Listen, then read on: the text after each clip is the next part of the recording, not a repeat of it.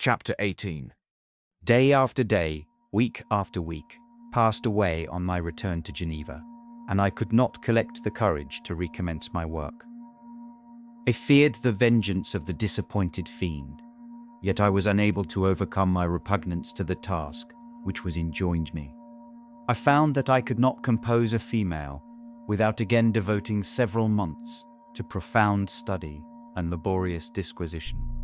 I had heard of some discoveries having been made by an English philosopher, the knowledge of which was material to my success, and I sometimes thought of obtaining my father's consent to visit England for this purpose. But I clung to every pretense of delay and shrank from taking the first step in an undertaking whose immediate necessity began to appear less absolute to me. Change indeed had taken place in me. My health, which had hitherto declined, was now much restored, and my spirits, when unchecked by the memory of my unhappy promise, rose proportionably. My father saw this change with pleasure, and he turned his thoughts towards the best method of eradicating the remains of my melancholy, which every now and then would return by fits, and with a devouring blackness overcast the approaching sunshine. These moments I took refuge in the most perfect solitude. I passed whole days on the lake alone in a little boat, watching the clouds and listening to the rippling of the waves, silent and listless. But the fresh air and bright sun seldom failed to restore me to some degree of composure, and on my return I met the salutations of my friends with a readier smile and a more cheerful heart. It was after my return from one of these rambles that my father, calling me aside, thus addressed me. I am happy to remark, my dear son, that you have resumed your former pleasures and seem to be returning to yourself. And yet you are still unhappy and still avoid our society. For some time I was lost in conjecture as to the cause of this. But yesterday an idea struck me, and if it is well founded, I conjure you to avow it. Reserve on such a point would be not only useless, but draw down treble misery on us all. I trembled violently at his exordium, and my father continued, I confess, my son, that I have always looked forward to your marriage with our dear Elizabeth as the tie of our domestic comfort and the stay of my declining years. You were attached to each other from your earliest infancy. You studied together and appeared, in dispositions and tastes, entirely suited to one another. But so blind is the experience of man that what I conceived to be the best assistance to my plan may have entirely destroyed it. You, perhaps, regard her as your sister, without any wish that she might become your wife. Nay, you may have met with another whom you may love, and considering yourself as bound in honor to Elizabeth, this struggle may occasion the poignant misery which you appear to feel. My dear father, reassure yourself. I love my cousin tenderly and sincerely.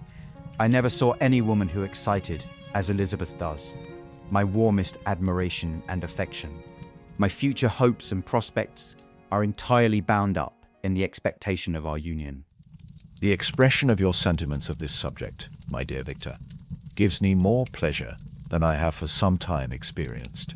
If you feel thus, we shall assuredly be happy, however present events may cast a gloom over us. But it is this gloom which appears to have taken so strong a hold of your mind that I wish to dissipate. Tell me, therefore, whether you object to an immediate solemnization of the marriage. We have been unfortunate, and recent events have drawn us from that everyday tranquility befitting my years and infirmities.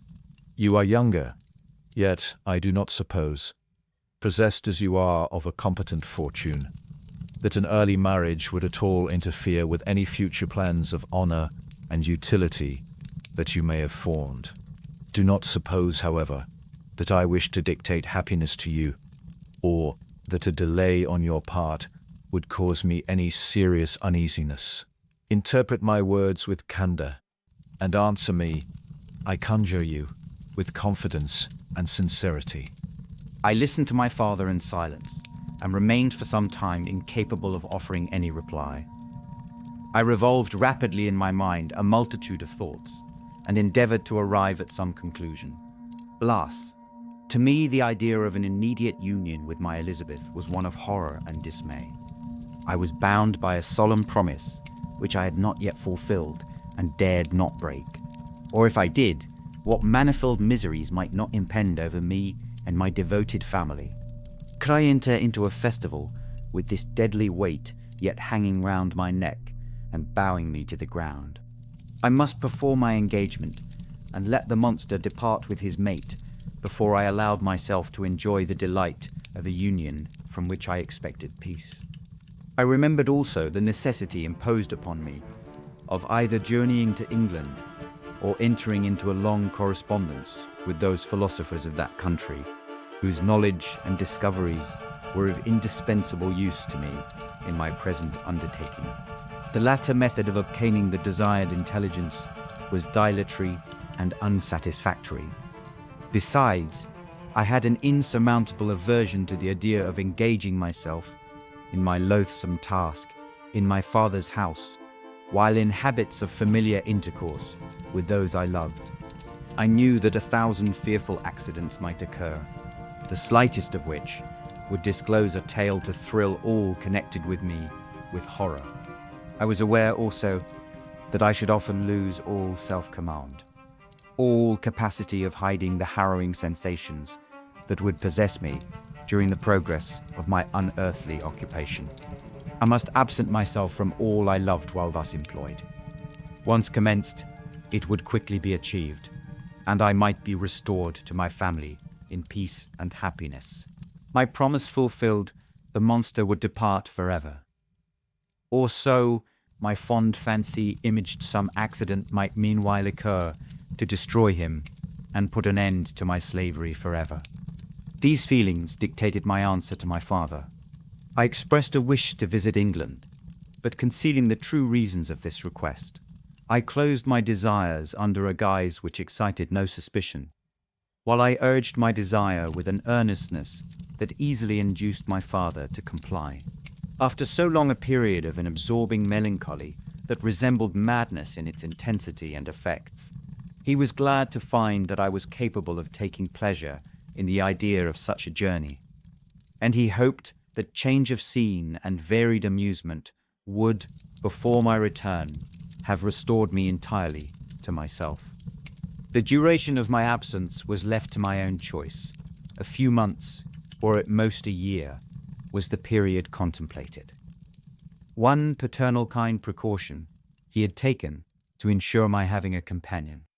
Without previously communicating with me, he had, in concert with Elizabeth, arranged that Clerval should join me at Strasbourg. This interfered with the solitude I coveted for the prosecution of my task, yet at the commencement of my journey, the presence of my friend could in no way be an impediment. And truly, I rejoiced that thus I should be saved many hours of lonely, maddening reflection. Nay, Henry might stand between me and the intrusion of my foe. If I were alone, would he not at times force his abhorred presence on me to remind me of my task or to contemplate its progress? To England, therefore, I was bound, and it was understood that my union with Elizabeth should take place immediately on my return. My father's age rendered him extremely averse to delay. For myself, there was one reward I promised myself from my detested toils, one consolation for my unparalleled sufferings. It was the prospect of that day when, unfranchised from my miserable slavery, I might claim Elizabeth and forget the past in my union with her. I now made arrangements for my journey, but one feeling haunted me, which filled me with fear and agitation. During my absence, I should leave my friends unconscious of the existence of their enemy and unprotected from his attacks, exasperated as he might be by my departure. But he had promised to follow me wherever I might go, and would he not accompany me to England? This imagination was dreadful in itself, but soothing inasmuch as it supposed the safety of my friends. I was agonized with the idea of the possibility that the reverse of this might happen. But through the whole period during which I was the slave of my creature, I allowed myself to be governed by the impulses of the moment, and my present sensations strongly intimated that the fiend would follow me and exempt my family from the danger of his machinations. 'Twas in the latter end of September that I again quitted my native country. My journey had been my own suggestion, and Elizabeth therefore acquiesced, but she was filled with disquiet at the idea of my suffering. Away from her, the inroads of misery and grief. It had been her care which provided me a companion in Clerval, and yet a man is blind to 1,000 minute circumstances which call forth a woman's sedulous attention. She longed to bid me hasten my return. 1,000 conflicting emotions rendered her mute as she bade me a tearful, silent farewell. I threw myself into the carriage that was to convey me away, hardly knowing whither I was going, and careless of what was passing around. I remembered only, and it was with a bitter anguish that I reflected on it, to order that my chemical instruments should be packed to go with me. Filled with dreary imaginations, I passed through many beautiful and majestic scenes, but my eyes were fixed and unobserving. I could only think of the bourne of my travels, and the work which was to occupy me whilst they endured. After some days spent in listless indolence, during which I traversed many leagues, I arrived at Strasbourg, where I waited 2 days for Clerval. He came. Alas, how great was the contrast between us! He was alive to every new scene, joyful when he saw the beauties of the setting sun, and more had he when he beheld it rise and recommence a new day. He pointed out to me the shifting colours of the landscape and the appearances of the sky. "This is what it is to live," he cried. "Now I enjoy existence. But you, my dear Frankenstein, wherefore are you desponding and sorrowful?" In truth, I was occupied by gloomy thoughts, and neither saw the descent of the evening star, nor the golden sunrise reflected in the Rhine. You, my friend, would be far more amused with the journal of Clerval, who observed the scenery with an eye of feeling and delight, than in listening to my reflections. I, a miserable wretch, haunted by a curse that shut up every avenue to enjoyment. We had agreed to descend the Rhine in a boat from Strasbourg to Rotterdam, whence we might take shipping for London. During this voyage we passed many willowy islands and saw several beautiful towns. We stayed a day at Mannheim, and on the 5th from our departure from Strasbourg, arrived at Mainz. The course of the Rhine below Mainz becomes much more picturesque. The river descends rapidly and winds between hills, not high, but steep, and of beautiful forms. We saw many ruined castles standing on the edges of precipices, surrounded by black woods, high and inaccessible. This part of the Rhine, indeed, presents a singularly variegated landscape. One spot you view rugged hills, ruined castles overlooking tremendous precipices, with the dark Rhine rushing beneath, and on the sudden turn of a promontory, flourishing vineyards with green sloping banks and a meandering river and populous towns occupy the scene. We travelled at the time of the vintage and heard the song of the labourers as we glided down the stream. Even I, depressed in mind, and my spirits continually agitated by gloomy feelings, even I was pleased. I lay at the bottom of the boat, and as I gazed on the cloudless blue sky, I seemed to drink in a tranquillity to which I had long been a stranger. And if these were my sensations, who can describe those of Henry? He felt as if he had been transported to fairyland, and enjoyed a happiness seldom tasted by man. "I have seen the most beautiful scenes of my own country. I have visited the lakes of Lucerne and Uri, where the snowy mountains descend almost perpendicularly to the water, casting black and impenetrable shades, which would cause a gloomy and mournful appearance, were it not for the most verdant islands that relieve the eye by their gay appearance. I have seen this lake agitated by a tempest, when the wind tore up whirlwinds of water, and gave you an idea of what the waterspout must be on the great ocean, where the priest and his mistress were overwhelmed by an avalanche, and where their dying voices are still said to be heard amid the pauses of the nightly wind. I have seen the mountains of La Valais and the Pays des Vaux, but this country, Victor, pleases me more than all those wonders. The mountains of Switzerland are more majestic and strange, but there is a charm in the banks of this divine. Look at that castle which overhangs yon precipice, and that also on the island, almost concealed amongst the foliage of those lovely trees. And now, that group of labourers coming from among their vines, and that village half hid in the recess of the mountain. Oh, surely, the spirit that inhabits and guards this place has a soul more in harmony with man than those who pile the glacier or retire to the inaccessible peaks of the mountains of our own country. Clerval, beloved friend, even now it delights me to record your words and to dwell on the praise of which you are so eminently deserving. He was a being formed in the very poetry of nature.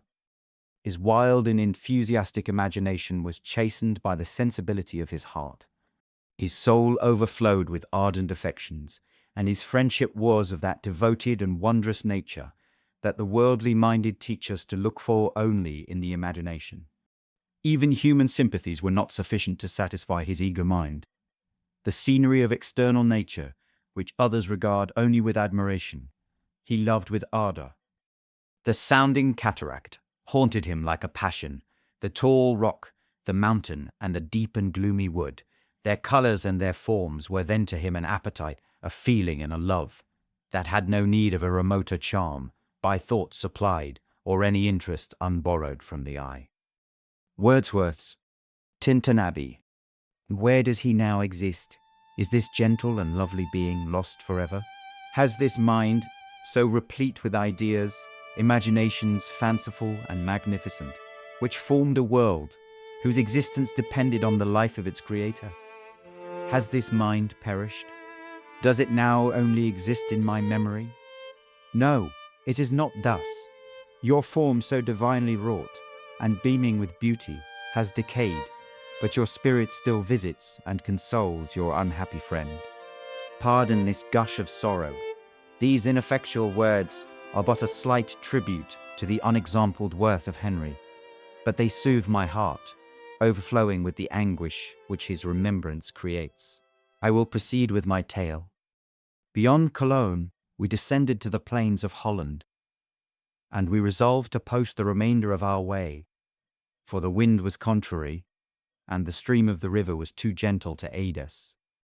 Our journey here lost the interest arising from beautiful scenery, but we arrived in a few days at Rotterdam, whence we proceeded by sea to England.